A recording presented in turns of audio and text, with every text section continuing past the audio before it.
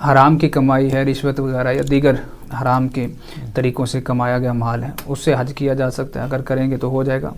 دیکھیے کہ حرام کی اگر کمائی ٹوٹل حرام کی ہی ہے، اس کے پاس حلال کی ہے ہی نہیں، تو ایسے شخص پر حرام کی کمائی جتنی بھی اس کے پاس مالی ہے تو حج فرض ہی نہیں. جب وہ فرض ہی نہیں تو اس کا کرنا چاہیے معنی دار ہے، کیونکہ اس پہ فرضیت ہی نہیں ہے.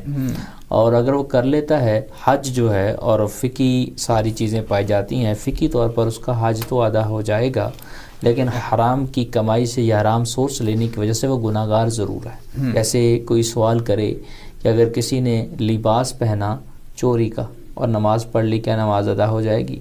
ہم یہ کہتے ہیں اس کی نماز تو ادا ہوگی، لیکن چوری کا لباس پہننے پر جو اس پر وہ گناہ ہے وہ سیپریٹ ہے. سملرلی اسی طرح ہی اگر کسی نے ٹکٹ یوز کی اور وہ حرام کی کمائی سے کی، اور اسی طرح اس نے کپڑے لیے اور دیگر چیزیں جو لوازمات حج ہیں وہ پورے کیے حرام کی کمائی سے، لیکن اس نے حج فقہی طور پر صحیح ادا کیا، ارکان اور واجبات اور فرائض کا خیال رکھا، شرائط کا، تو ایسی طور پر حج تو اس کا ادا ہو جائے گا، لیکن جو اس نے حرام کا سورس یوز کیا ہے اس پر اس کا گناہ ملے گا.